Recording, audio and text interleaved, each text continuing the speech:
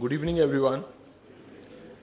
Speaker of the day, Mr. Sunil Gabhawalla, President-elect, Mr. Narayan Pasari, Suhas, Joint Secretary, past President of the Society, seniors, ladies and gentlemen. On behalf of the Bombay Chartered Accountants Society, I welcome you all to this all-important lecture meeting on GST and CAs, impact on compliance and practice. In my introductory remarks, I would like to share my thoughts on the big change that GST and the new laws and compliances has necessitated for us chartered accountants. In fact, for many CA firms, it has reached a level, change or perish. I strongly believe we as CAs can surely change to effectively capitalize on the changing national and global scenarios. In the recent past, the government has come with a wide spectrum of laws and compliances to streamline business operations and controls. The single most game changer, GST itself, is an ocean of opportunities as corporates, SME businesses, and traders are looking upon professionals to navigate them through the fine prints and the provisions. Clearly, with the burgeoning of the Indian economy, there is a new paradigm of sophistication and complexity in our queue of services.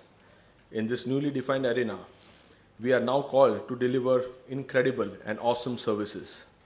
Small practices will increasingly find themselves fighting for survival.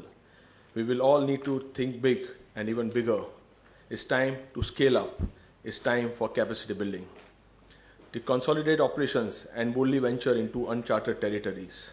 In addition to upscaling operations, we'll also need to upskill human resources to tackle the comprehensive new laws and compliances with all their intricate details.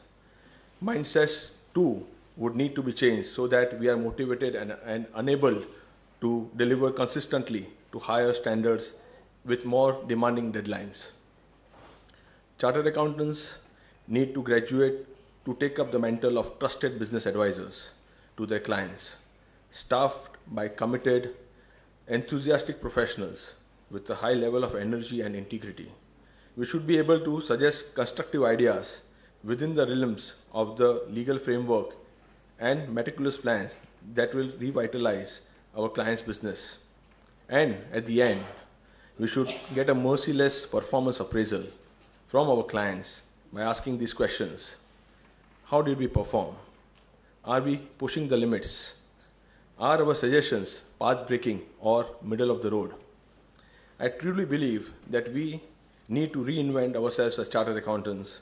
We need to be able to see beyond today's horizons and stay one step ahead. We should assimilate and actualize what Winston Churchill once said. To improve is to change. To be perfect is to change often.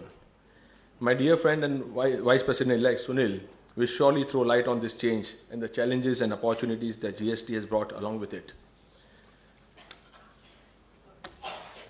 Sunil is a chartered accountant in practice with a third rank at all India level. He is also a cost accountant. He has an excellent academic record with ranks throughout the career. Sunil practices in the entire field of taxation with a specialization in indirect taxation. He is one of the leading consultants for service tax and VAT-related matters and now GST. He has authored books on topics related to service tax, NIA taxation and computers. His comprehensive treatise on service tax published by the Bharat Law House runs in its 21st edition. He has delivered lectures on topics of professional interest at NM College, NMIMS, the Indo-German Chamber of Commerce, the National Academy of Customs, Excise and Narcotics, the ICAI, the IMC, the BCAs, and various other industry and trade associations. He has also written articles in various professional and business journals. He, in his capacity as the Vice President-elect of the BCAs, is helping BCA to move into a different realm of change and sophistication. Please join me in welcoming Mr. Sunil Gabhawalla. Before I request him to take the stage, I request our President-elect Narayan to hand over a memento as a mark of our gratitude and respect.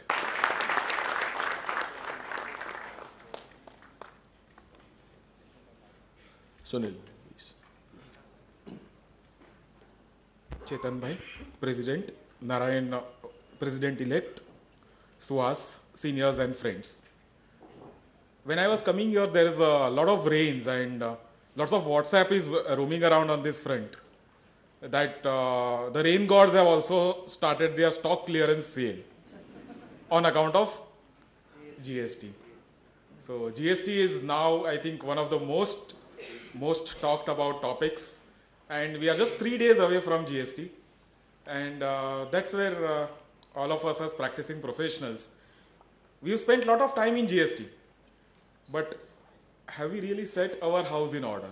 I think that is where this session is all about. We'll be talking about how GST is going to impact practicing chartered accountants in general, and after understanding the compliance requirements from a practicing chartered accountant's perspective, we'll also be talking about how practices will evolve vis-a-vis the GST framework. The President in his introductory remarks has clearly highlighted the need to scale up practices, and we'll try to see how GST is going to be an important instrument or a catalyst in this process of scaling up, and what are going to be the likely challenges and the opportunities in that area. I'll try to be as, because BCS is something which is very close to my heart, I'll try to be as candid and open-hearted in my discussions. I'm aware that this is being recorded, but at the same time, I would always request all of you to use some of the things which I might speak with a little bit of maturity. And there might be some areas where I'll be entering a zone which might be a little bit controversial. But I think I would love to do that rather than just give a roundabout answer on some of the questions. With that simplistic background, let's go into the specifics. And before we go into the specifics, one more caveat. Some of the initial slides, some of the people who have attended lots of GST seminars or have read or implemented GST assignments at client's end might feel them a little bit basic. But the idea is to really take you through the entire gamut, and necessarily we are looking at a cross spectrum of professionals here, some who are primarily into indirect tax practice, but many who might be into other domains of practice like direct taxes or audit and internal audits or things like that. And therefore, the idea is to really not start with a very complex background of GST, but just to take things which are relevant from a general chartered accountant's perspective. The dual GST subsummation, all of us are aware, we always keep on having a brand which says one nation, one tax, one market. And as professionals, we know it's everything other than that. It's really not one nation, one tax, for the simple reason that we are entering into a zone of what is known as the dual GST. Therefore, there will be layers to GST. There is something known as central GST, which will be collected by the central government. There will be a state GST, which will be collected by the state government. And because we have union territories which are not with a legislature, we have something called a UT GST. And to top it all, to ensure that there is a proper taxation for cross-border or cross-state transactions, you have something known as IGST. So we have 4 interesting words: CGST, SGST, UTGST, and IGST. For most of us here, unless we are into a union territory and having a branch or an office located there, maybe we can for the time being avoid using the word UTGST. And for all practical purposes, UTGST and SGST are substitutes of each other. So essentially, what are we trying to look at in as a broad structure? The broad structure is something like this, that because we are looking at GST to be a state level subject as well, and therefore the states also eligible to claim the taxes and not really the center collecting the taxes, we have this dual GST where if the transaction originates and culminates within the same state, there will be 2 layers, one going to the central government, another layer going to the respective state government where the transaction happens. But if the transaction flows across 2 states, then instead of C and SGST, and make no mistake, both these words get substituted, instead of C and SGST, you will have IGST. And that IGST will be destination based, paid in the state where the origination of the transaction happens, but the economic benefit of that is enjoyed in the destination state. And that's where we have a plethora of acts which we have to look at. All these acts are already there in the public domain, except one act which we are desperately waiting to happen, which is the J&K SGST Act. Because as of today, J&K has still not adopted the GST law, except that we find all the other state legislations have been enacted. The central legislation, which is the CGST, IGST and the UTGST, also have been enacted. And basis that, what are we seeing as possible scenarios? And from a chartered accountant's perspective, I think there are 3 or 4 important scenarios which we will have to look at from this. And we will have to, therefore, in each transaction, try to look at where we fit within this table and accordingly decide a tax rate. It's not going to be, it's not very complex, but it's not going to be as simplistic as in the past to say that for whatever I bill, I will straight away charge service tax. I will now have to really look at where I am, where my client is, and basis that I will have to decide, and my taxes will keep on changing. And 3 or 4 important things here. You will find that you have a situation where location of supplier and the place of supply are in the different states, then it becomes an IGST. If they are in the same state, it becomes SGST plus CGST. But 2 important caveats here. If the supply is to an SEZ unit, it is always deemed to be IGST. And if you are dealing with a foreign entity, if your client is abroad, it is always treated as IGST. Of course, there is a 0 rating mechanism. So this is the broad framework. As we move forward from a professional's perspective, we'll find that some of these points become really relevant from a day-to-day perspective. So, but how do I decide? Especially if I'm a multi-locational entity, how do I decide from where am I rendering a service and to where? If you really look at this entire matrix, you find that there are 2 important keywords. Where is the location of the supplier and where is the place of supply? Very simply put, if I am in Bombay, my client is in Bombay, the transaction becomes intrastate and I would charge C plus SGST. If I am in Bombay and my client is in Delhi, this transaction becomes interstate and I will charge IGST. Make no mistake, in both the cases I will register only in Bombay because the location of supplier is Bombay. Up to here, life is reasonably simple. I am only single locational, my client is also single locational. So what I do is, I say look at the location of supplier. Location of supplier is the place where my office or a permanent establishment or fixed establishment is there. And that will be the place where I will register. That will be the place from where I will raise invoices, and that is the place where I will end up paying the tax to the government exchequer. Now, please do not confuse this sentence or this segment with the segment place of supply. Place of supply is the place where your client is located. It is the place where the consumption of your service happens. You are providing an audit service to a client. If the client is located in Delhi, the consumption of your audit service happens in Delhi. And therefore, the place of supply becomes Delhi. Place of supply is the place where the tax ultimately flows. So, if I am in Bombay, my client is in Delhi, the location of supplier is Bombay. I paid a tax in my Maharashtra registration, but through a back-end settlement process, the tax is ultimately destined to the Delhi government. And the reason for that is that the amount can be given by way of a credit to the client in Delhi. So the place of supply is also the location where the credits can be availed by the customers. And therefore, place of supply becomes important. And to a large extent, place of supply is a little bit closer to the location of the recipient. These are all fundamentals which we talk about. Very loosely put, place of supply is client location, location of supplier is my location. And we took 2 simpler examples. I am having office at one location, my client has office in one location. But as we grow up, as we scale up, as our clients scale up, we find that neither we are one locational nor clients are one locational. And then what happens is where we have an entire Pandora's box opening up. What happens to multi-locational chartered accountants firms? How are we going to bill? And that is the first issue which I want to address in this entire forum. So we try to do that through a case study. And this is not a theoretical case study. This can happen, and I'm sure there would be many of you who would relate with this type of a case study. We are talking of a CA firm which has a head office in Mumbai and branch offices in Ahmedabad and Delhi. The Mumbai office has entered into an engagement with a client located in Calcutta. The junior members for the engagement will be deputed from Ahmedabad branch to the client site at Calcutta. They'll sit there and do all the regular activities. Audit report will be reviewed by a senior members located in Mumbai, ultimately signed off by an audit partner who is located in Delhi.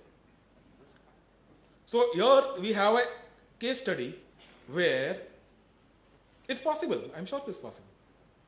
When you're looking at this type of a scenario, we are looking at a case study where the CA firm, the service provider, the supplier is having 3 locations and the client has 1 location. The question which we are asking is, what is the location of the supplier? Because in the earlier slide, we've seen that the location of the supplier will decide the place from where you will raise an invoice, the state where you will end up paying the tax. So, where should this CA firm end up paying the tax?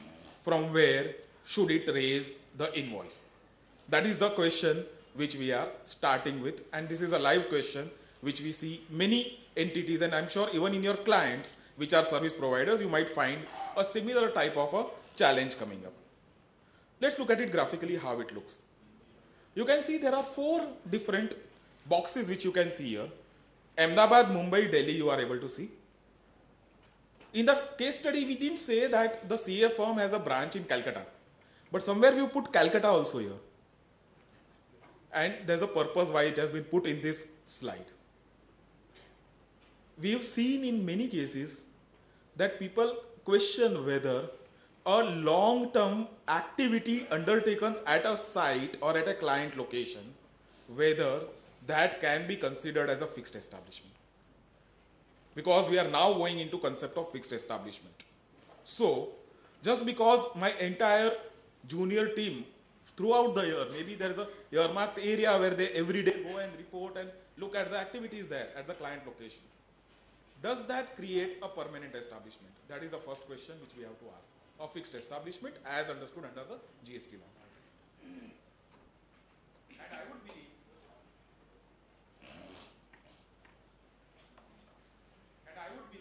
am I audible towards it? No.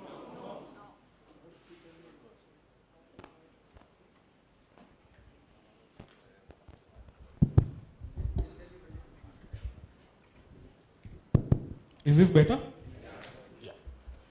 So, I'm not sure from where you all lost my voice, but I'll presume you are on track with what I'm discussing. So what we are discussing here is, this CA firm has 3 offices, but a lot of work is happening sitting in the client location. And we are questioning from where will this CA firm raise invoices on the client and to which jurisdiction will the CA firm end up paying the tax. And to answer that question, you are also seeing that Calcutta coming up here. Now Calcutta, they don't have their own branch. And that's where you have to question whether I will even consider Calcutta or should I consider Ahmedabad, Mumbai, Delhi. How should I go about it? Will I have to attribute activities? How will I decide which of these locations should be the place from where I raise an invoice? To get a guidance on this, we'll go to the statutory provisions. And I'll straight away take you to section 271 of the CGST Act, which defines the location of the supplier of service. So the law says you will pay the tax at the location of supplier of service. Now what is that location of supplier of service? We are told location of supplier of service means where a supply is made from a place of business for which a registration has been obtained, the location of such place of business. Now for all you know, this entity might have obtained registration everywhere. Section 25 requires each fixed establishment to be registered at in the respective states. There is no concept of centralized registration under the GST law. In service tax, we are having this cushion of centralized registration, which is no longer existing. So really, subclause 1 doesn't lead you anywhere. Same way, subclause 2 talks about a fixed establishment elsewhere, which is not registered. Again, that does not lead you anywhere because maybe you are registered in all the 4 locations. And that takes you to subclause 3. What does subclause 3 say? And that is the key. What it says is where the supply is made from more than 1 establishments, whether the place of business or fixed establishments, the location of the establishment, and mark these words, most directly concerned with the provision of the supply. This phrase is going to be the key to the stability of the GST law in the next 2 decades. It will be important to see who all is concerned with this phrase directly concerned. And how are you going to decide between these 4 which is the most directly concerned? That is going to be the key to your entire GST implementation and the positions being taken. And without going into too much of different thought processes, there, of course, the similar concept does exist internationally for cross-border transactions. And typically they lay down 10 or 15 different tests, and ultimately they say that the facts of each case will determine how to decide it. I would not like to confuse you too much. I would say that primarily, if you have to bring one of them in the front, and make no mistake, the law doesn't say that you split your billing into 3 locations. It does not require you to do that. It says if you have 3 locations, bring one of them to the front by using this tiebreaker test and attribute the billing, attribute the location of supplier to that establishment which comes to the forefront. That is where we use the tiebreaker test. We are not using an apportionment test, we are using a tiebreaker test. And that's where, what is that tiebreaker going to be? My belief would be, all things put together, I would place a very heavy emphasis on contractual obligations. Which of these establishments is contractually obliged to deliver and perform the service? Which of them is contractually obliged to claim the payment? And which of them is contractually obliged to answer any queries relating to after sales? And answers to these 3 questions will determine, in this example, which of them comes to the forefront. And if you really go back to our case, I think all of us do have answers to it. Right? What would it be? Mumbai. Because the audit engagement letter is signed at Mumbai, and therefore one would say that I would look at the contractual obligation and bring Bombay to the forefront and say that in this example, I will raise an invoice from Mumbai and pay the tax in Mumbai. Of course, now I will go to the basic test. Now I am saying location of supplier is Mumbai. The place of supply is the client location, which is Calcutta. I will go back to my initial levy provisions and say that since the location of supplier being Mumbai and the place of supply being Calcutta are in 2 different states, this becomes an IGST interstate transaction. I will charge IGST and the client in Calcutta will claim the credit of that IGST. Am I clear up to here? Now let's vary this slightly. We've talked about ourselves being 4 locations. Same thing can happen with clients and more frequently. So now we are changing the client's side of it, and we are saying the client has a corporate office in Calcutta, factory in Guwahati, and a registered office in Indore. What is going to be the place of supply and what is going to be the location of the recipient? Again, we will go back to the contractual obligations, and we would say that in this example, Kolkata was the entity because the definitions are similar. So we will say Kolkata was the entity which entered into an engagement letter. Therefore, it becomes the recipient of service, and therefore the transaction is between Mumbai and Calcutta.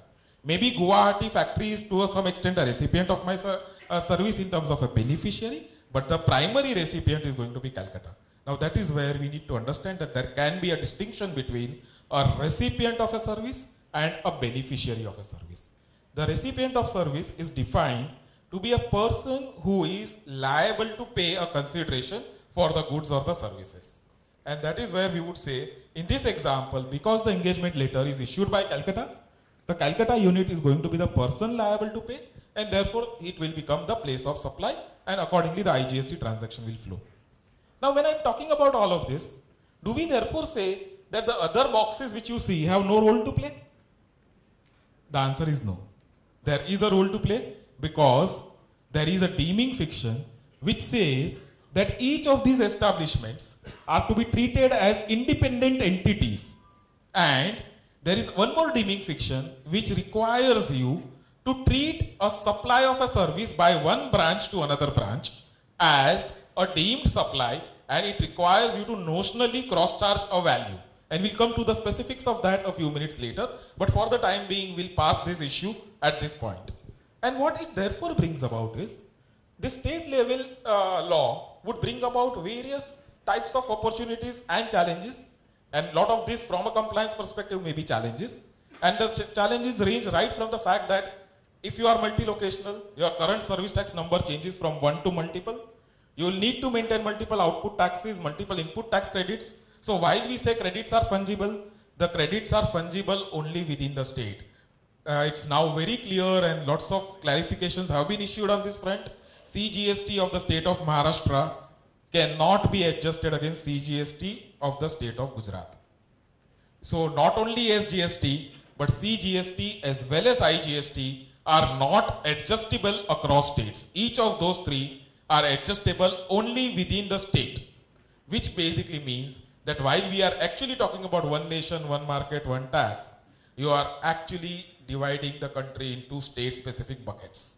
And that's what is going to be important here. Output tax divided into the number of states where you are located. Input tax credits also will get divided into the number of states where you are located. And we'll now have one more creature called reverse charge mechanism, and we have a few interesting examples to touch upon when we go to that. Invoice numbering series again will become a state-specific thing. Payment returns, all of them is going to multiply, and there's going to be a multiplier effect, necessarily a lot of employment generation. We can always look at this as an opportunity towards compliances and giving value to our clients. Trial balances, audits, assessments, all of this would therefore multiply in case of service providers. Now with that background of state-specific law, let's straight away go into the concept of supply, and we'll revisit the branch transfer example, wherein in the concept of supply we are told that GST is applicable on all forms of supplies of goods or services for a consideration. It is then told that it also includes deemed supplies, even if it is given for free, even if it is without consideration. And one important inclusion there is any supply to a related person without consideration. Now you have to be a little bit careful about filing your in-laws income tax return. Because it's a supply of a service to a related person without a consideration, you can't dare to ask consideration from them. But your GST officer will definitely ask you to pay a tax on a notional value calculated on it. Jokes apart, this is going to be a bit challenging. You might see scenarios where within our selves also, you might have 4 entities. You have one partnership, you have one LLP, you have one proprietary concern, all of them operating from a single office, not going into the return filing process. The office is owned by the proprietor, and all the 4 are using it. Have you ever thought of a cross charge for this? Unless it's a structured external partnership where there's a rent charged by a partner contributing a property.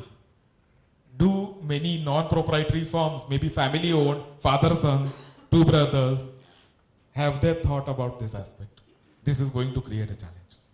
We will have to look at this clause a little bit closely and make sure that any common shared infrastructure between internal group companies or internal partnership firms will have to be cross-charged at a fair market value. GST paid by the one of the entities, and credits, of course, this is going to be plus and a minus game, paid by one entity, credit claimed by the other entity. So that is one important area which one will have to be careful about, free supplies to related persons. That takes me to the second one, interstate branch transfers, and that's what we discussed. And straight away we come back to the case study which we discussed. And if you really look at it, we said that Mumbai is the contracting entity, and therefore Mumbai will bill to Calcutta. Now let's look at the CA's side. While Mumbai is the contracting entity, it has obtained the contract, so it should bill to the client. For doing this job, Ahmedabad sponsored so many employees, so many articles. So necessarily there is a supply of a service by the Ahmedabad branch to the Mumbai branch. And this supply will have to be cross-charged at cost plus valuation. We'll come to those valuation rules. But yes, this is the schedule where we are talking about a deemed supply by a branch to another branch. And same thing will apply to Delhi. Because Calcutta, there is no fixed establishment. The question does not arise at all. But at other locations, this is the question which will come up. Go back to the client location. At the client side also, you will find the same scenario coming up. Calcutta is taking an invoice for all the services rendered by you. But it is actually taking these services so that a part of that benefit can go to Guwahati and Indore. And therefore, there will again be a cross charge from Calcutta to Guwahati and Indore. And that is how we are going to see a seamless flow of credit. As a concept, branch transfer actually helps in a free flow of credit, but it has to be done well, and of course there's going to be an immediate cash flow issue, but on an overall basis, it's not going to be a cost, it's going to be a plus and a minus game. So when we are discussing about this, how are we going to value this entire process? The fact that you need to do this is a reality, and how are you going to value it? And for that we are given guidance through valuation rules. What are the valuation rules talking about? It gives you various options, and it starts with the most preferred option and then goes one by one below in the priority. So they start by saying find out the open market value. So if it's a product or something which you are just transferring, you have an open market value, you have a comparable. In transfer pricing, we are aware of comparable methods. So you use an open market value and substitute that value. If it is not available, like goods or services is what you will pick up. If that is not available, cost plus 10%. And I'm sure this is where most of our examples will have to ultimately stabilize. Fourth is any other reasonable means. And whenever you use reasonable means, your officers are always going to be unreasonable. It's the most subjective method, and therefore nobody is, I would believe nobody would like to really go into 4. 5 is for situations where there's a final sale, like a product or something like that. They talk about sale minus 10%. So the selling entity can keep 10% and pass on the balance back to the performing entity. And one important saving grace which we are told is, your invoice value, whatever you choose, will be acceptable if the recipient is eligible for full input tax credit. And this has come after a lot of representations, because the way the valuation rules were there and the way the term service and the supply of service has to be interpreted could have resulted in a lot of subjectivity. And therefore it was represented to the government that anyways you are saying it's a plus minus game. Why do you want to create so much of subjectivity and so much of scope for litigation? And that's where the government considered it, and they've given this proviso. But with this proviso comes a very important condition, that whatever value you give will be acceptable and will not be questioned only if full input tax credit is available to the recipient. Now, how do we interpret full input tax credit? And as we move forward, we'll see there are more and more of debits than credits. And when you have those types of proportionate reversals, blocked credits, and many other situations like that, we might find that this point number 6 is in many cases merely a textbook example. So while it is a useful provision, in how many practical situations will it apply is something which we will have to see. And that takes me to a very important aspect, which is a big change coming up, especially for chartered accountants and as professionals, is the fact that under GST, there is a compulsory reverse charge mechanism for all procurements that you make from unregistered vendors. Now, of course, there is some recent tweet which has come yesterday, and I'll be touching upon that also. But before we go into that tweet, let's understand what this provision talks about. It tries to bring about overnight discipline in the economy to say that whatever procurements you do, you please do from organized vendors only, vendors who are registered under GST. And if you are buying or procuring any service, please note it's not just purchase of goods. It could be a purchase of a service as well, procurement of a service as well. If you are procuring it from an unregistered supplier, the government says that, look, he has not paid the tax. He has not raised a proper, genuine GST tax invoice. So please pay the tax. Up to that, it's okay. But they say, please pay the tax is not enough. For paying the tax, you first raise a self-invoice. So every time you procure a supply, you need to raise an invoice, you need to issue a payment voucher. The invoice which is raised has to be uploaded into the GST portal. You have to pay the tax, and then claim the credit. And it's a very, very roundabout way of doing it. And this is one thing which is really going to really cause a lot of pain on every day-to-day activity. Now, the way the law is drafted, it would not only include a direct payment, it can also include various types of payments which are made at a secondary level, either through a petty cash reimbursement or employee reimbursement or a credit card reimbursement for partners or senior employees, and so on and so forth. This has been debated a lot, and representations have been made. Yesterday, the government came out with a table of tweets, which it's a very innovative way of doing it, I think. And as tax professionals, we never understood this. But yeah, we are bringing in this new innovative way, and entire GST law is innovative. You still don't have so many things in domain, but law is enforced. So same way, you have tweet, and one of the tweets says that the government is considering giving an exemption of 5,000 rupees per day. If that comes up, of course, if they say it in tweet, they'll somewhere bring it. But as of now, there's no notification. And we will have to really read, because the moment I say this, people will ask me per day means how? Is it per employee per day? Per transaction per day? What? How do we interpret it? But until we, because Twitter has a limit of, I think, 140 words. So they could fit only a little bit of it. 140 characters, not words also. Narayan corrects me. So that's why it's a cryptic answer to say government is bringing this type of a thing. Good, they are bringing it. Only thing is, they should bring it before the law gets implemented. And there are many things which they need to do before the law gets implemented. That apart, not going into that aspect, let's look at some examples. Let's deep dive into some of our expenses. Every morning you get a cup of tea in your table when you reach your office. Is your vendor registered? So next time you take a tea, ask him his name, because you'll have to generate a self-generated invoice. And assuming this 5,000 comes, it might be a relief. Otherwise, you might be required to generate an invoice and say that you paid Ram Bharose tea stall 200 rupees for consumption of tea for the day. And you will have to plot a tax. And that invoice has to have an HSN code or the SSC code. Now, what are these things? HSN is a classification for goods. SSC is a classification of services. So when you buy a pencil, it's not enough that you buy a pencil. You should know in the VAT excise tariff where pencil falls. Which code number does the pencil fall? You can't expect the vendor to tell you that because he's unregistered. If he's registered, he'll show it to you in his invoice. Now you are expected to do all this. You are expected to calculate the tax. And the tax is not your tax, CA's tax. It is the tax on that underlying product.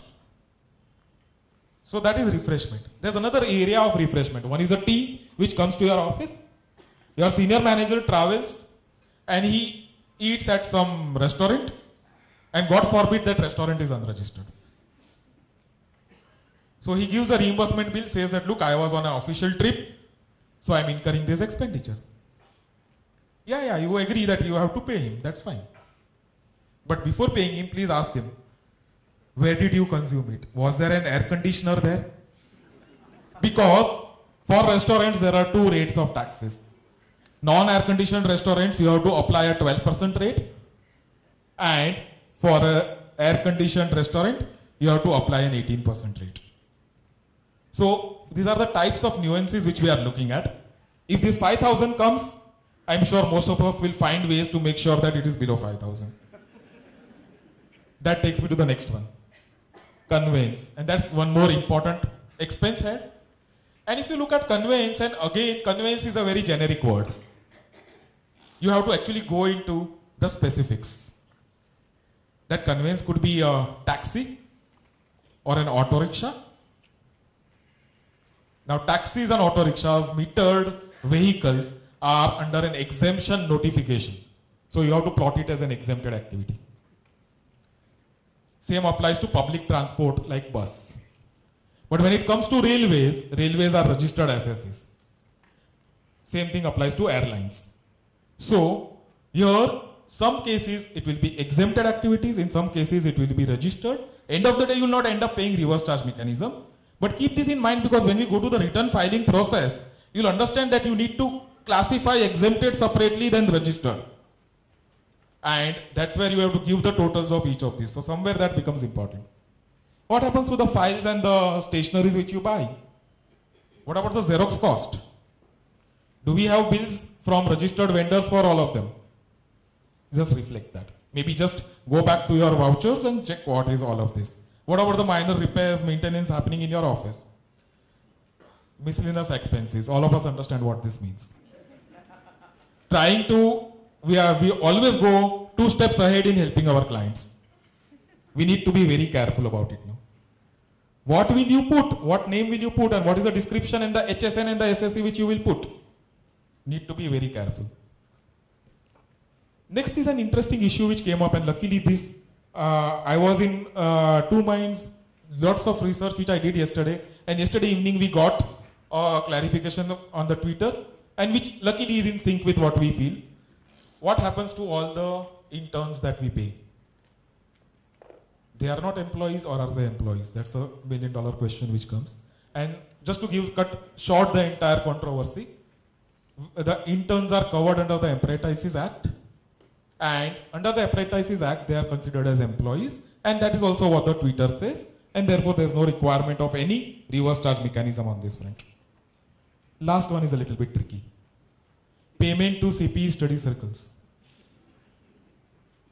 You are paying to a vendor, and that vendor, is he registered or unregistered? Is it exempted? If yes, what is the notification?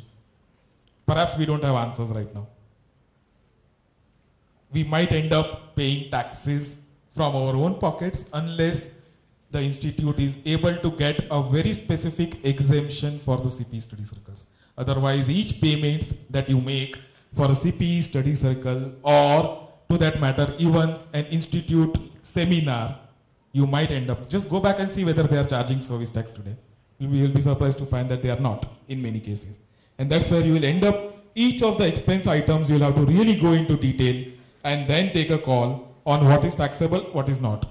5,000 exemption coming is going to be useful, otherwise it's going to be a little bit complicated. As I was telling you, there are lots of compliance requirements, starting from the generation of an invoice at the time of receiving a service, issuance of a payment voucher at the time of making the payment, uploading these details on the GST portal, make the payment within 60 days. We are always prompt in paying, relax in collecting. And I'll touch upon that second part later. And of course, so 60 days thing is not really going to be very, very complicated. And finally, claim the credits if eligible. When I'm talking about eligible credits, please note food and beverages is not eligible as a credit. It's a part of the block credits. Rate of tax, all of us are aware, 18% for us. But I have here written 5 rates and sometimes a cess. And why am I writing this? Your employee at times might consume a soft drink. And a soft drink has a cess. And if that be the case, on reverse charge mechanism, you might need to pay a cess. And therefore, each of the products, each of the tax rates might become important. As far as our revenue is concerned, service accounting code is what we will be looking at. And unlike today, where we classify everything as practicing chartered accountant service, one category, one code, moving forward, you might have n number of codes which you might be looking at. Depending on the type of the activity which you perform, you might need to say, I'm doing a financial consultancy, or an auditing service, accounting and bookkeeping services. Corporate tax consulting is different than individual tax consulting. So there are 2 separate sub-entries, and that's the type of the SSC code and classification which you will have to be careful about. Management consulting is different, and if you are just doing a training or an implementation assignment, it might be something like commercial training and coaching services. So these are some of the subsets. There's a detailed service accounting code guideline which is circulating in the various internet, so you can just pick it up and you can find out if there's anything more specific. But these are some things which from my practical parlance I felt were relevant from a general chartered accountant's perspective, and these are the 6 categories of services which one may have to look at. Please make no mistake, this service accounting code is relevant for invoicing and uploading and statistical purposes only. You are no longer will end up paying taxes category code wise. Like today, if you are having 5 different categories, you pay taxes in 5 different codes. That is not going to happen. The payment of tax is going to be uniform, but yes, on the invoices, these service accounting codes will be relevant, and in your returns which you file, the aggregate information of all these service accounting codes will be relevant. That takes me to time of supply, and wherein we are talking about taxation of advances as well. Even today in service tax, we have taxation on advances, but here there is an additional requirement to issue a receipt voucher at the time of receipt of advance and payment of tax at that time. At the time of invoice, you will subsequently raise an invoice and adjust that receipt voucher against it, and there is a refund voucher also. Each of these documents is defined, and I would just like to highlight that each of these documents has to be serially numbered, and there is a specific format for each of them. There is a detailed guideline on this regard, and all this information will ultimately have to be uploaded into the GST returns. And that takes me from the time of supply to the fact that we today have, under Rule 6 of the service tax rules, a facility for small service providers to pay tax on receipt basis. If you are below the turnover of 50 lakhs, you are given a choice that you can pay tax on receipt basis, and I am aware that there are many chartered accountants who would be following that practice. Now, first important thing which you need to understand is, in GST, this mechanism is no longer available. So under GST, come 1st July, you will be required to pay tax immediately on raising of the invoice for that month. And everyone will pay monthly. Today we are paying quarterly, that goes away. You will end up paying taxes monthly. So moving forward, you will have to discharge the tax at the time of invoicing or completion of service. And this, my friends, I would like to highlight, brings the need for a discipline in invoicing. The law itself requires you to raise an invoice within 30 days. How many of us actually raise invoices within 30 days? So that discipline is a must, but it's actually a catch-22 situation. Because the moment you raise an invoice, you end up paying an 18% tax. And if the client doesn't pay, raising an invoice is in your hand, but receiving money is not totally in your hand. If the client doesn't pay, you keep on paying 18% to the exchequer, and you keep on funding the client and the government. And that is where it becomes very, very important to make sure that your billing to collection cycle is at the bare minimum. Otherwise, you will end up funding, and maybe as chartered accountants, we always say we are cash rich, but we might end up with a working capital issue. Please understand that under GST or under service tax also, there is no adjustment for bad debts. There is an adjustment for deficiency in service. I'm not sure as professionals whether in many cases we would like to own up a deficiency of service, and therefore the adjustment of credit notes or deficiency is something which has to be taken with a little bit of a caution. What I'm trying to bring out here is that perhaps in many of the larger clients we have formalized engagement letters and agreed fees, scope of work, timelines and payment terms. But a large spectrum of us, when we deal with an unorganized client or a mid-sized client, we don't even at times talk about fees before starting the work. In many cases, we start the work, we might have an assumption that I will charge X. We don't communicate it to the client. There is no formal communication, not even informal communication. And then when we tell them that I want to charge you X, or we send an invoice of X, client feels that it's more. And then the entire process of discussion starts. Now, this is something which really has to change. There has to be a structured approach, there has to be an agreement or some sort of a communication on the fee structure and the payment terms.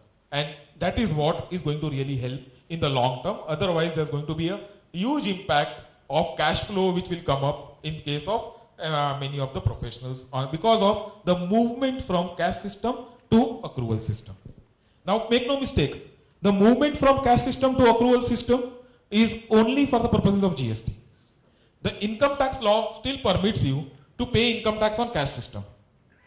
And therefore, if you continue to pay income tax on cash system, you will end up with some sort of a reconciliation or a parallel statement of accounts to be maintained and keeping a track between the two legs. And that is something which we will have to figure out and make sure that we do it in a proper manner.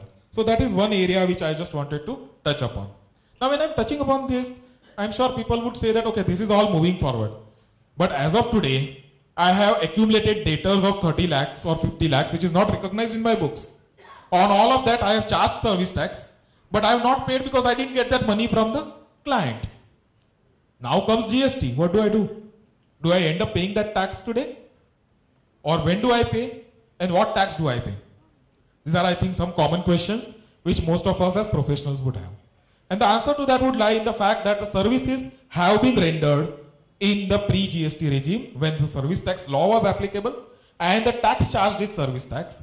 Therefore, in all these case of outstandings, you will have to pay service tax only. You will not substitute that service tax and say, no, because I am getting the money in the GST regime, I will pay GST. It doesn't work that way. It will be service tax only, and you will not pay on one day. You will pay as and when you receive it, because 30th June is no event for the purposes of these types of transactions where maybe you have billed 2 years ago, but you receive money 1 year down the line. So the taxable event is going to be 1 year down the line when you receive the money, and at that time you will end up paying service tax. Now when I'm talking about all of this, what might happen therefore is, while you will start GST compliances from July, if you are in this type of a zone, you might end up for 6-8 months, 1 year, depending on what your trail receipts are all about, parallelly paying service tax for as and when you keep on receiving the old outstandings. And the question is, service tax law itself is not there, so how do I pay? The answer to that is in the repeal and the savings clause. It is there in the General Clauses Act. Both of them say that any obligations acquired under the old law before the repeal will continue. So we cannot say that because there is no law, so I will not pay service tax. That wouldn't be the answer. You would be required to pay service tax, and necessarily the GAR 7 can continue. You can go online and keep on paying the tax. A derivative question is what happens to the returns, and I would believe there would be either some amendment later on. Right now they have preponed the 3 months return to July, to 15th of August, sorry. They might then say that there will be some periodic statement or something, and if they don't do that, you would still pay the tax but not file a return, because the return filing obligation has ceased to exist, and there's no ACs and all of that. I don't know whether they'll maintain it or what they will do, but necessarily the tax will have to be paid, and you will have to maintain the challans. Whenever the service tax audit or a subsequent audit happens, you will have to demonstrate the act of payment of tax on the receipt basis. So that is how the transition will impact these types of small professionals.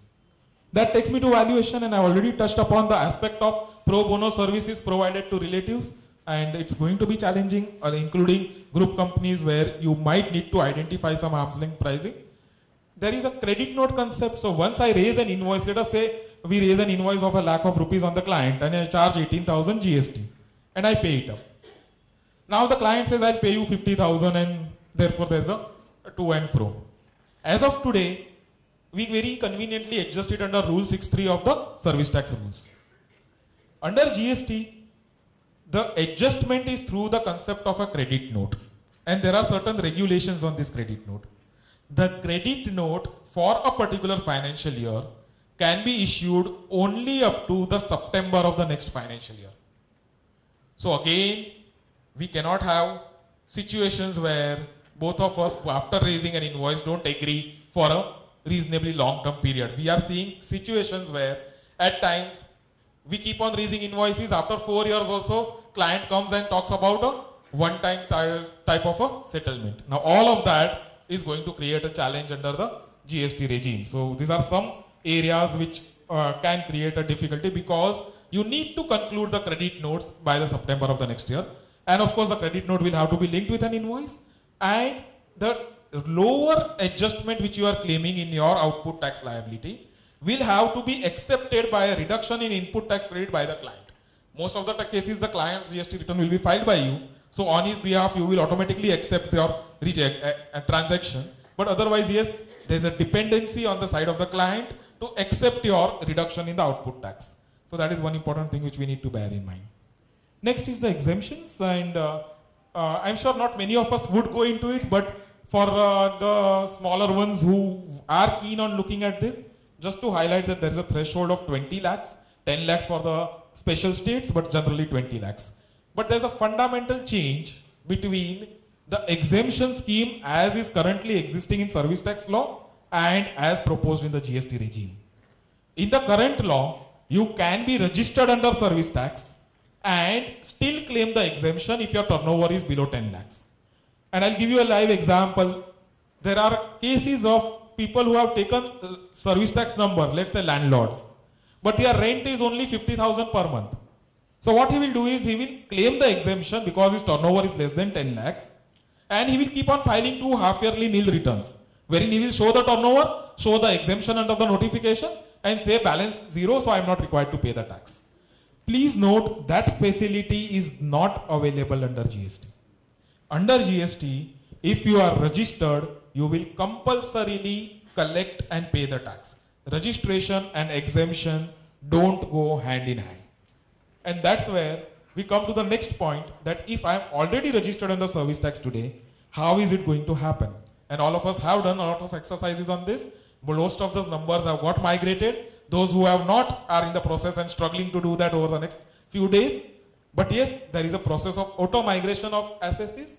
Now you realize that, okay, I have auto migrated, but I don't need the number. In that case, the law provides that within 30 days, you have to cancel the registration.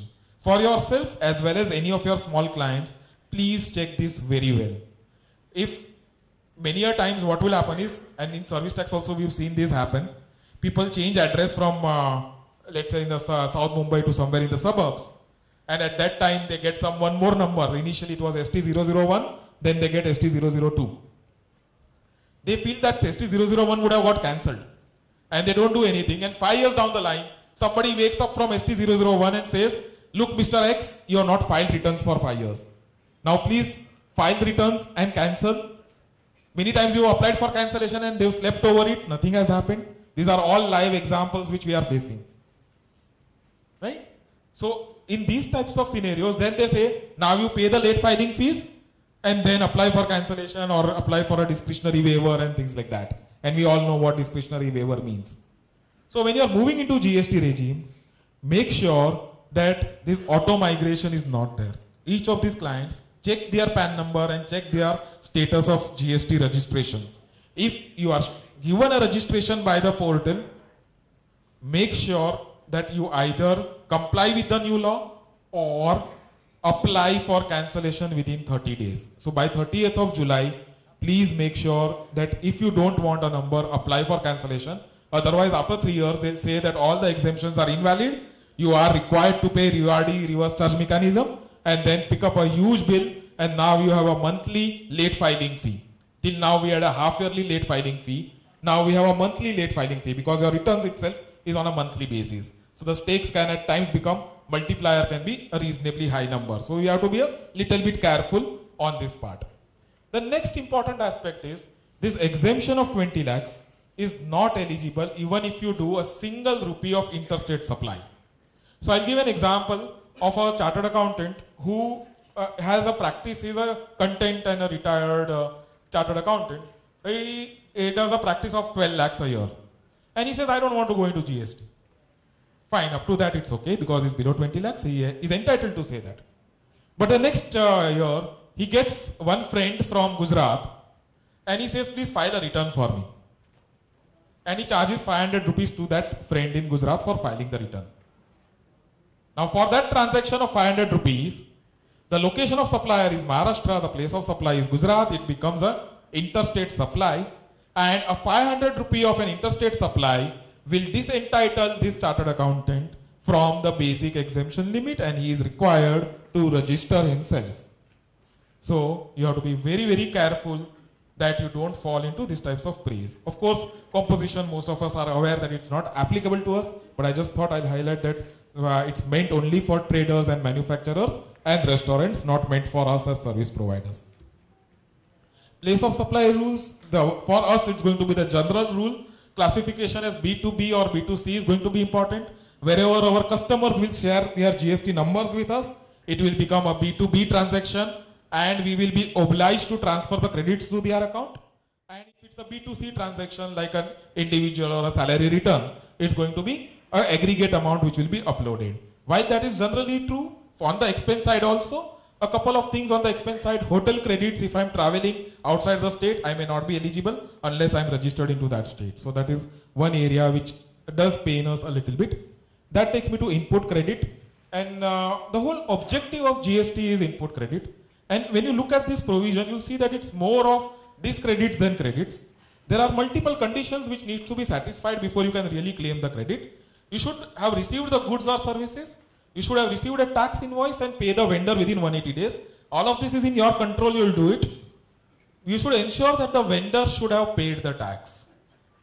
Now go back to your SENVAT registers. I know many professionals who don't claim credits at all. But those who do claim, go back to your SENVAT register. What is the topmost item in your credit? Unless it's a rented premise, the topmost item in your credit will either be internet or telecom. Have you given your GST number to them? Have you obtained their GST number till date? Till today, you took credits basis the landline and the mobile bill which you get. Make a table of it in Excel and take the credits. Moving forward, credits will not flow like this. Sir. For getting the credit, you have to make sure that Vodafone transfers the credit into your GST number. And for that, you will have to give your GST number to Vodafone and you will have to take Vodafone's GST number into your records. Of course, lots of people have started these exercises. Banks have already started it in a big time. Even airlines have started it. If you are a frequent flyer of Jet Airways, you must have received a communication in the last couple of days. Please make sure that you comply with those communications if you want to claim the credits. Otherwise, there is going to be challenges on this front. Credit should not be blocked, meaning there are certain items on which credits are not available, and credit is also subject to certain apportionment. And we'll go into that. What are the block credits? Motor vehicles and rent-a-cab, food and beverages, clubs, life and health insurance, all of this is fine. Apportion credits, we have a very interesting point wherein we are talking about a proportionate credit for supplies which are used partially towards taxable activities and partially exempted activities. Now, we would say that as a chartered accountant, do we have any exempted service? Most of us would believe that, yeah, once we are registered, whatever we do is going to be taxable.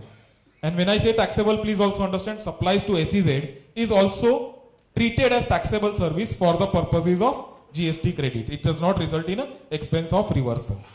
So is there any exempt supply that you do? And the answer to that we'll find in the fine print. It has been, one of the fine prints has been there in the current regime also, which is sale of securities. And we are told that if somebody is selling securities, profit on sale of securities will have to be treated as the value of exempted service. And if the profit on sale of security is less than 1% of the cost, you have to take 1% of the cost as the value of exempted securities. This is existing even in the service tax law and has been taken forward into the GST regime as well. Will this impact us as chartered accountants? I think lots of us pride ourselves in regularly being active on the equity markets. Now, if it's within the same, unless it's a partnership firm, if it's a proprietary firm and there is a transaction of that nature, will that impact your activity? Will that be an exempt supply? Is one issue. Second issue is, in the exemption notification, so-called exemption notification, because it's really not a notification, it's just a listing given by the GST Council, they have said services by way of extending loans, advances and deposit to the extent it is represented by way of interest is to be treated as an exempted supply. I'm sure each of us would have some interest incomes, and that also would have an impact of GST reversals, credit reversals. And that's where we have a very complex method which we have been proposing. Rule 6.3 of the SENVAT credit rules, we always felt it was complex. And more we look at GST, we feel that service tax is a lot simpler. You know, when you look at Rule 6.3 of the SENVAT credit rules, it took me 10 years to understand that. And now when I see these, I am happy that that was better one at least. Here we have, these are not the terminals at an international airport. These are the acronyms used in the input tax credit rules, wherein you classify all the credits which you claim, right from T1 to T4, which is basically specific credits towards taxable activities, exempted activities, block credits, and credits other than businesses, like CSR activities or something like that. Thereafter, you arrive at a common credit, which basically then gets divided basis your exempted and taxable turnover ratio. And as I was telling you, exempted ratio would also include your interest and other activities. And that is where you will find that there's always going to be a complex play of words which you will have to use. One important thing which you need to bear in mind is that this calculation has to be done on a month-on-month basis. Unlike today, where Rule 6.3 of the Senvet Credit Rules is applied on an annual basis. So every year in June, you recalculate your expense of ratio. Instead of that, here you have to calculate your expense of ratio every month. And God forbid, if you are in multiple locations and 5 states, you have to calculate this expense of ratio for each of the 5 states for each of the months, and accordingly use this. If you are claiming credits on capital goods, there's a much more complex formula. I'm not going into that because it would take me 5 slides to touch upon it, but I can tell you it's a recipe for disaster clearly. That takes me to the procedural aspect, and all of us are aware of it, whether you talk about returns, statements. We feel it's 3 returns a month. Government feels it's 3 statements a month culminating into 1 return. It's, I think, a play of words, whichever ways you look at it. End of the day, there are not 3, but much more number of instances of activities which are required every month. Right from the 10th, when you will file a GSTR 1, which is a detailed of outward supplies, auto-populating into a GSTR 2A, which is equivalent to your 26 AS, which you can download on 11th. Reconcile that with your records, add additional records, delete records, modify records, do all of that, which is not permitted in TDS, but here you are permitted to do all of that. Please do all of that by 15th and reconcile it with your books of accounts. Thereafter, go to GSTR 1A, because whatever amendments you do will go back to the supplier's account on 16th, so that he can accept or reject it on 17th. And finally on 17th, you will be able to really visualize a tax liability. Please make no mistake, the tax liability will not be calculated by you in Excel. The tax liability will be advised by the government portal, and you just have to pay that. You don't have any choice other than paying that. And therefore, all these steps become very, very critical in deciding how to go about making sure that this entire process works. I'm aware that most of us would be aware of this as GSTR 1, 2, 3. Only a few caveats on the monthly return process which I wanted to highlight is, there is no revised return possible under GST. Whatever returns you file are final returns. There is no revised returns. You are permitted to rectify. They understand that you can make mistakes, so they permit you rectifications. But this is very important for us to understand. And now I'm moving not only from self-compliance, but also compliance for clients, because this is what we will not only do for ourselves, we will also do for all of our clients. And therefore, we need to understand what is the risks, what are the opportunities, and what are the challenges which we will face when we do it either for ourselves or for our clients. So we are permitted rectifications, but rectifications, there are certain caveats, certain important restrictions on rectifications. Let us say for the month of July, I upload, luckily July there's an extension, but for the time being ignore the extension which they have given. But let us say for the month of July, I upload a statement on the 10th of August. So the cycle of July is in the month of August. Now once I have filed a statement on the 10th of August, I am not permitted to rectify that transaction in August. It will get rectified only in the subsequent month. Right? Now for that month, the rectification is possible only if the client or the recipient sponsors a change. Now what does this mean? Let us say I have raised an invoice of 1 lakh on Mr. A, and I upload it as 10 lakhs. Now it's a mistake. Now that has gone on 10th as my GSTR 1. It becomes GSTR 2A of my client. Now the client will look at 10 lakhs and he has 3 or 4 choices to do. He can say, yes, 10 lakhs is right, I want the credit of this 10 lakhs. He's your client, so you will be doing the work. So you will not do this. But otherwise, if it's a stranger, He might say, yes, let me take the credit. Why should I refuse something which is coming in my kitty? So, first option which the client has to accept. Second option is he will say, I don't know, let me defer it. I'm not sure whether this is 10 lakhs or 1 lakhs. So it sleeps over this thing. Or third, he knows that no, this is not 10 lakhs, 1 lakhs. So he says, no, according to me, it is not 10 lakhs, 1 lakh. So he modifies the transaction. So if he modifies the transaction, then my 10 lakhs can become 1 lakh in the same cycle. But if he does not modify the transaction or does not reject the transaction, either he accepts or defers it, then I cannot do anything on that 10 lakhs. I have to pay the tax on 28th of the month. I have no option other than paying the tax. Also note, if he inadvertently or intentionally accepts this 10 lakhs, then even in a subsequent month, I cannot change it. Because for a transaction which is once matched, the system does not permit any rectification whatsoever. Please understand the level of perfection your article clerks or the team will need. Any mistake which they do and corresponding mistake accepted by the recipient and the tax cost to the client, we have to be very, very careful about this aspect. Second important thing is the due date of GSTR1 is 10th. Between 11th and 15th, the GSTR1 will be locked and there will be no uploading of GSTR1 between 11 to 15. Now, please understand that this happens very regularly. ST3, 25th is the due date. 20% of the returns in an office go on 25th. And till 11:50, we struggle to see the internet bandwidth and upload a file. How many characters does that file have? 6 and monthly turnovers and 6 taxes and the challan numbers. Here, you have to upload line level detail of sales of your client. Examine the difference in the volume of upload. On the last day the data comes, the GST portal has demonstrated how efficient the working is in the registration process. I don't need to tell you anything more about it. The digital signature is not accepted, this is not done, that is not done. 50 different errors which we are facing day in and day out. So, the client sends you data on 9th.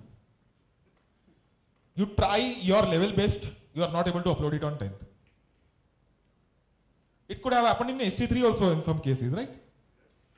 If it does not happen on 25th, what happens is, you know, at times the tax team of the client knows, and you tell him, okay, theek hai, nahi hua, you also came on the last moment, what do? I tried my best, and all those things. Now, in GST, if you don't file on 10th, it's not only you know that it is not filed, the client knows it is not filed. Each and every client's client knows it is not filed. Because his clients who have purchased goods from him are waiting on 11th eagerly to see the GST credits flowing into their accounts. And they don't see that. Immediately they'll pick up the phone. And who will pick up the phone? The purchase manager of that company will pick up the phone and talk to the sales manager of your client, who doesn't know you also in many cases, and says, अरे आपने माल बेच दिया लेकिन उसका credit तो मेरे account में आया ही नहीं. Right? What will the sales manager say? अरे हमारा टैक्स कंसल्टेंट ने क्या किया मालूम नहीं. We need to be very careful when we take up assignments, is the point which I'm trying to make. It's a collective professional hazard which we need to bear in mind. It's not that I'm telling you don't take work, I'm telling you how to de-risk yourself and how to take enough work with an enough fee, rather than take too much work with little fee. And that's where scaling up is going to be very, very important. We cannot work the way we worked in the old regime. So this is what we need to bear in mind. And this is what line level upload in the returns and all. I don't think I'll take you through all of this. This is already there in the presentation. So I'll share this presentation later. I'll quickly go through a couple of important aspects on this front, which is the level of information which is going into the GST system And as you go into this entire process, this is your returns which we'll be talking about, you will see that there are multiple items which you have to do. And essentially what you need to do is your entire sales gets divided into B2B and B2C. It also gets divided into taxable, exempted, zero-rated, exports, etc., etc. There's some place where you'll talk about advances. And finally, to top it all, you have an HSN level summary. And that is your GSTR 1. Similar thing applies in your GSTR 2 as well. And I'm not even talking about the aspect of reconciliation between your books of accounts and your GSTR 2. The TDS reconciliation, which many a times we do when we file income tax returns.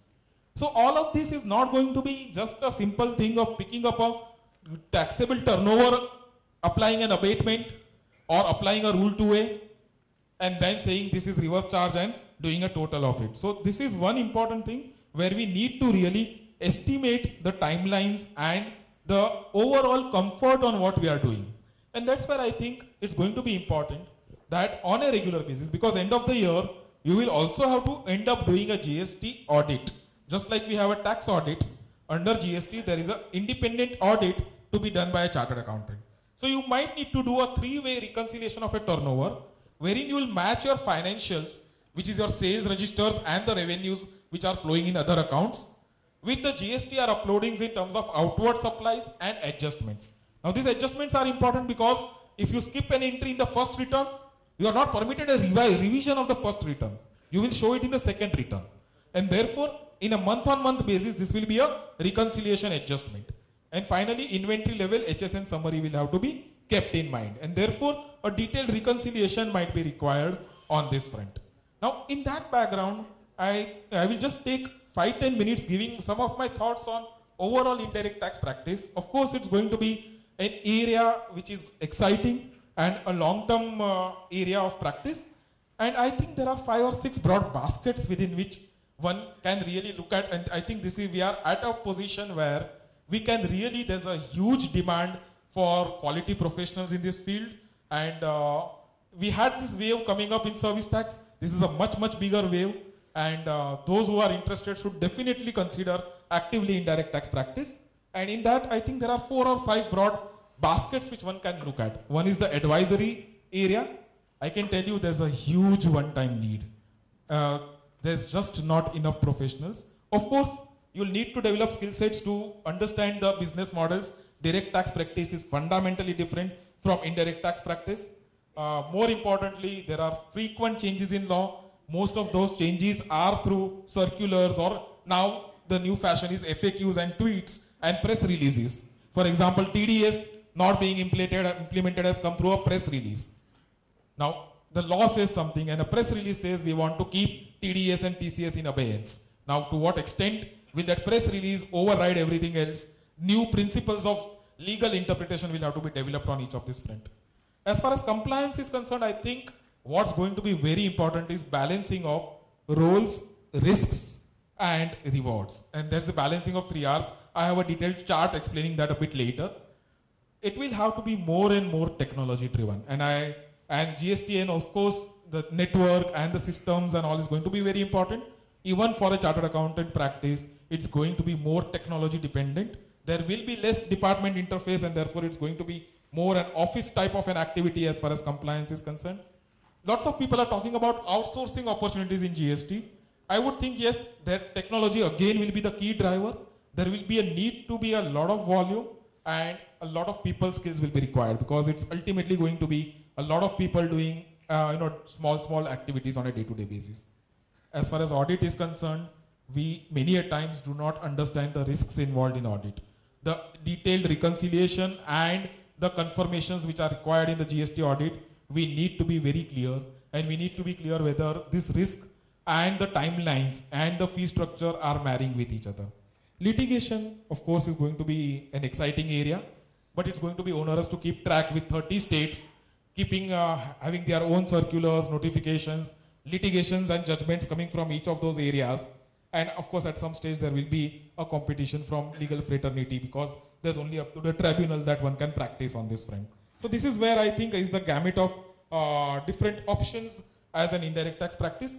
But let's look at one important area of concern, compliance practice. And I have one question here. Today there is an ABC Limited, and I'm sure most of us can relate to this ABC Limited, has currently appointed separate excise consultant, a separate VAT consultant, and a separate service tax consultant. GST kicks in from 1st of July. Will ABC Limited need 3 consultants? And even if he is emotionally attached because of 20 years of relations, just like we get attached to clients, clients might get attached to us. Can he keep these 3, assuming fees is okay? What will be the role of each of them? And what if these 3 consultants give conflicting views? Today, an excise consultant can very easily say, I don't care about what happens in VAT. And this is my view. And that person might agree that this is excise and VAT law is different, excise law is different, service tax law is different. So for the same transaction, you can have different positions in these 3 laws. But come GST, if there are 3 consultants handling the same account, maybe it's a challenge. Again, handling across multiple states, while there are multiple states, lots of laws are reasonably similar. And therefore, whether again, a company having 30 VAT consultants across the country, whether that is going to be the norm in the future is something, these are questions which one will have to really reflect and then find some solutions for this. And that's where one needs to look at what ideally should we try to develop when we are looking at an indirect tax practice in terms of compliance or in terms of advisory. And I think 3 or 4 important things, domain knowledge, all of us are really very, very strong on it. The CA course really makes us really very strong and gives us a theoretical inclination, an inclination to research each comma, each full stop. I don't think there's any other professional forum where there's so much of study what we do. So that definitely we have, and that is one of our biggest strengths. Second is the solutions approach. Ability to understand businesses and provide solutions, understand their real challenges and see whether those could be addressed. The second is the area where there's a little bit of a challenge, systems approach. And many a times we reinvent things. We are not able to see the entire workflow. And this is going to be very, very important. The entire workflow, how the vendor is going to upload the transaction in his GST system, how that transaction will flow into your accounts, how from your accounts it is going to flow into the GST system, such that the matching happens in an appropriate manner. That ability to visualize this entire circle, right from the germination of the transaction till the stage of its matching on the GST portal, that is an important skill set which will have to be developed. And finally, a networking approach, because at times there might be a local support which will be required on this front. And I'm sure we can evolve on this. It's not really very, very challenging. If not us, I don't think there's any other set of a profession which is geared up for this. That takes me to the last point which I want to touch upon. And I know this is a little bit controversial, but I would still want to touch upon it. And what I many a time see is, we are just so close to clients that we don't demand fee. And when I start this discussion, please look at the theme which I have kept in the left. And I strongly believe in it. Please do not misunderstand me. I'm not saying that a profession is equivalent or should be run like a business. Profession cannot be run like a business. It is a profession and there's clear distinction between the two. But at the same time, it cannot function like a charity. And that is where we will have to really see that what are my determinants of the professional fee. I would believe the determinants of a professional fee should be the cost which you are bearing, the value which you deliver to the client, and the risk in the assignment. I think these 3 should ideally be the determinants, and somewhere a combination of these 3 parameters will ultimately decide the professional fee on a case-to-case basis in each individual parameter.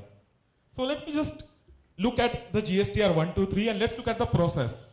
What I would try to do is, I would try to just look at one account and try to plot in the time which that account might spend and who would be the ideal person doing it. And for that, I'm trying to divide these activities into 3, 4 things. Some things article clerks will be able to do. If you expect an article clerk to do a reconciliation on a month-on-month basis, you are expecting too much. isn't it? Many a times we feel that they are not even able to make a simple balance sheet. Right? So there are certain things which an article clerk will be able to do. There are certain things where you will need a semi-qualified who's a little bit more stable and maybe he's completed his articleship and his normal processes. So he has a little bit more commitment and maturity. Certain things you'll need a fresh chartered accountant, and perhaps for a final sign-off, you might need somebody who is a 3-4 year old chartered accountant. So I'm just dividing this, and of course this can keep on changing, but this is how I look at different steps in a monthly cycle of a return filing for a client. This is one return for a client. So first is client will have to prepare basic data, so it's the client's role.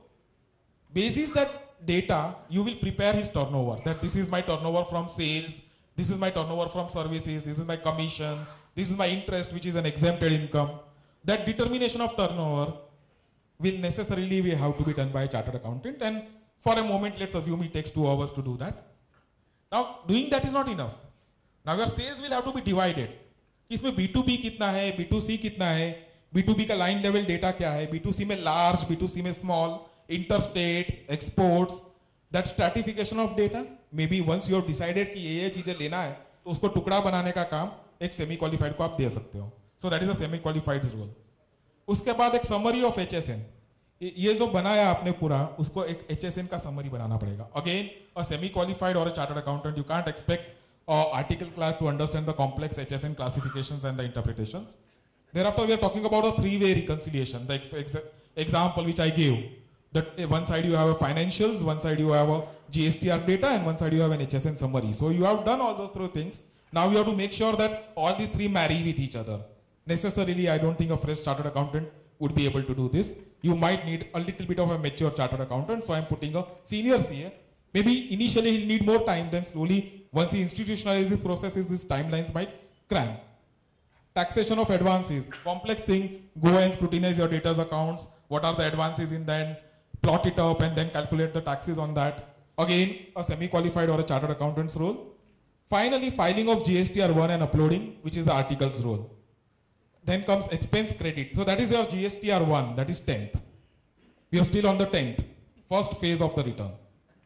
Then we are going into expense credit reconciliation. You'll download GSTR1A, 2A, take up the accounts from Tally or whatever your software is, a credit register, and then match 1-to-1, use VLOOKUPs, use some software or ASP, GSP, do all of that.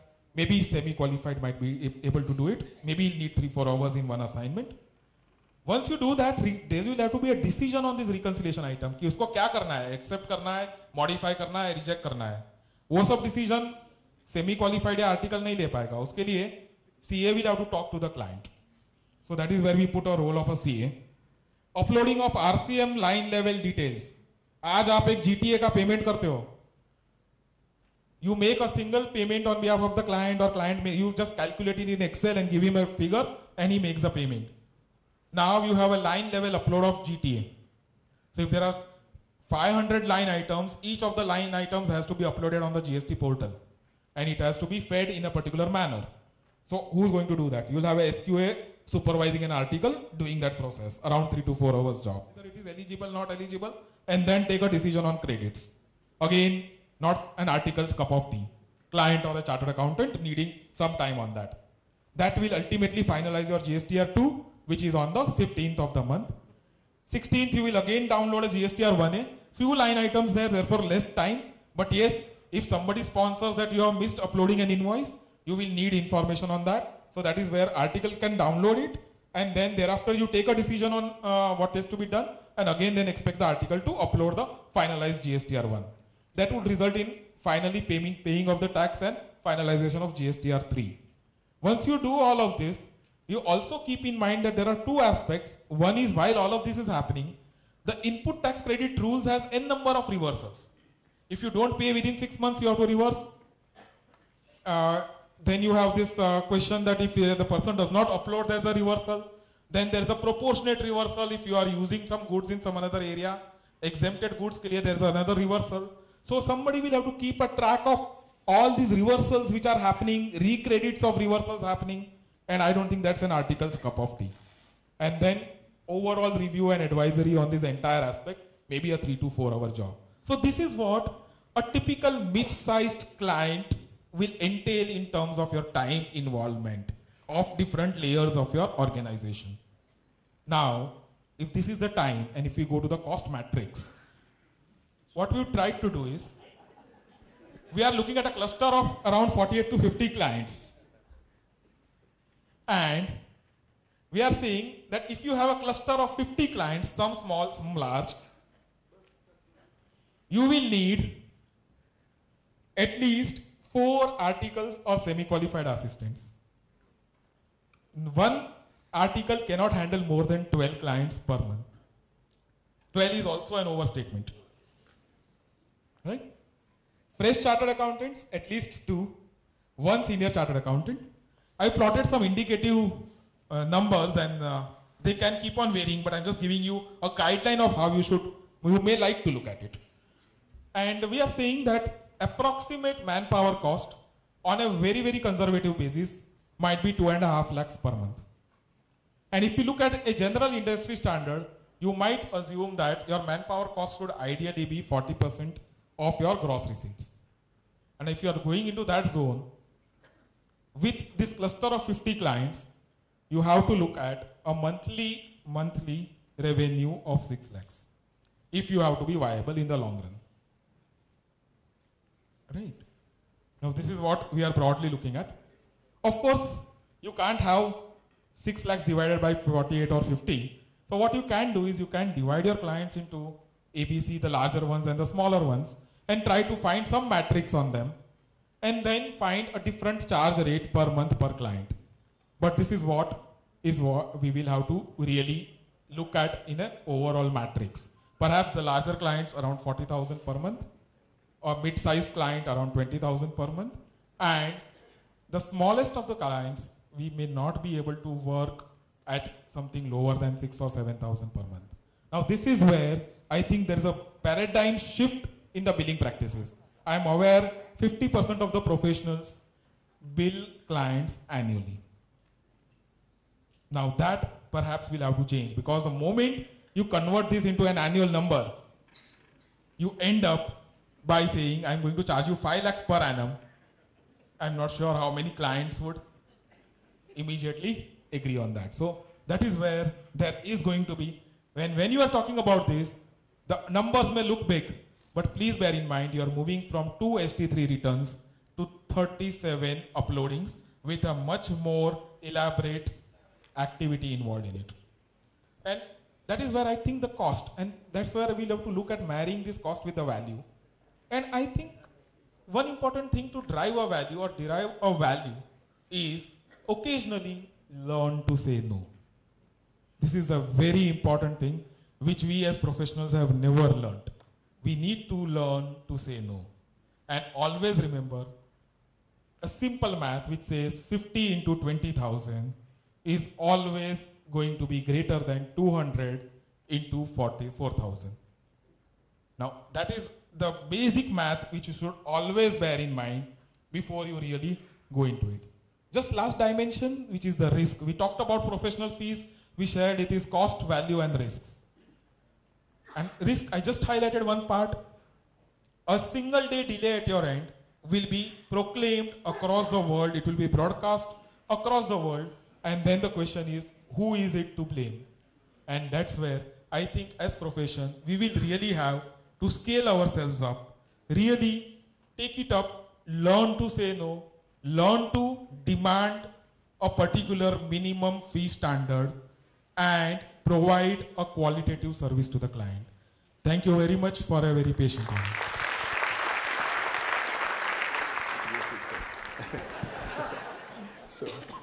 And as far as the CP study circles goes, where the credit may be difficult, don't worry, come to BCA seminars and workshop. We are registered. So you are most welcome to attend that. You want to take 1 or 2 questions? 1 or 2 questions from the floor? Anyone?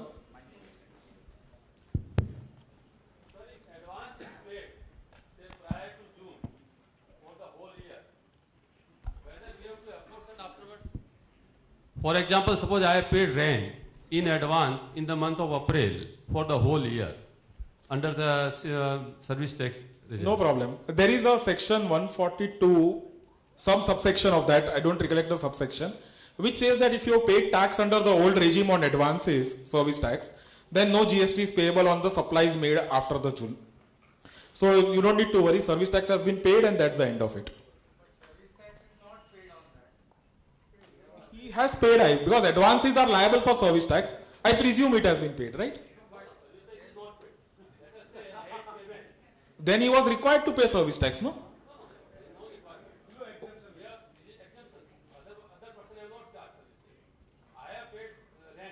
Yeah. Fine. Let us say I have paid 1,50,000. Okay. And it is paid in the month of April itself for the whole year. Okay, so you are saying the landlord is unregistered. Yes. Okay, but the tax was leviable otherwise. Otherwise, if I pay in the month of July or August, then I have to pay. No, but the fact is you paid in April. Yes. Okay. Now, yeah. So if you paid that amount in April, was tax leviable in the hands of the landlord? It was leviable, but it got exempted because of his small scale exemption. Levy was very much there. The levy is defined by section 66B of the service tax law, which says service provided or agreed to be provided, which in bracket we say is advances. So it was exempted in each case because it was less than 10 lakh. Exempted, not exempted is irrelevant. We are saying, was it leviable? Answer is yes. So if it was leviable, then the question of paying a tax now does not arise. Yeah. One last question. Sir, is there any clubbing provision in this? If you are providing the services from one place, as you have said, one is my proprietorship concern, one is my partnership. Is there any impact on my basic exemption? There is no clubbing provision. The point which I was highlighting was in relation to shared services. So if it's a common premises shared by 3 partnership firms, then the infrastructure cost and the rent or what notional rent will have to be cross-charged to each of the 3. That is all. But let's say if there are 2 entities in the same premise, both of them having 3 lakhs or 3 lakhs of turnover, they will not club 3 plus 3, 6 and say that this premise is as 6 lakhs. That was there in excise, that's not there in GST law.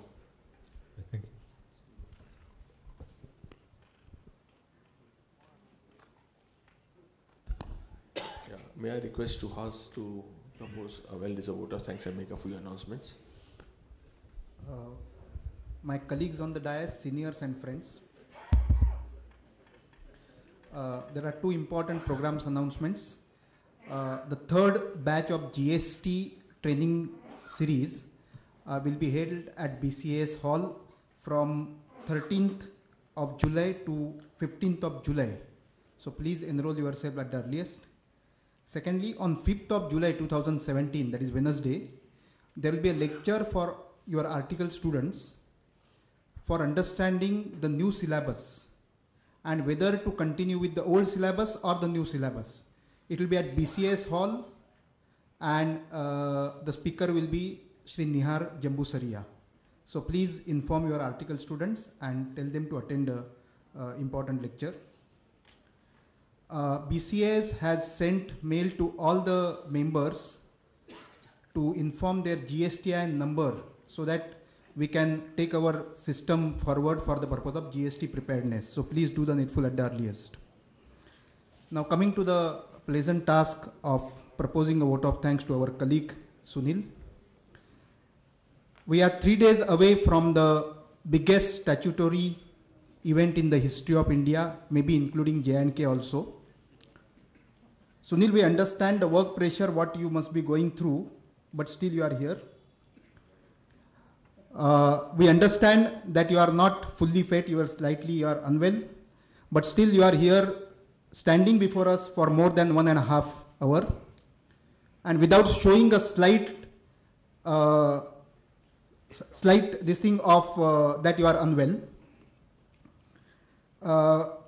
We understand that you helped us to select a topic which is most practical today, like a last referencer before the exam day.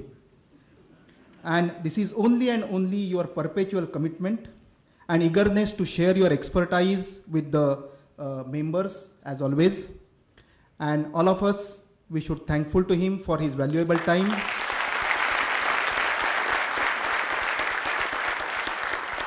Thank you very much.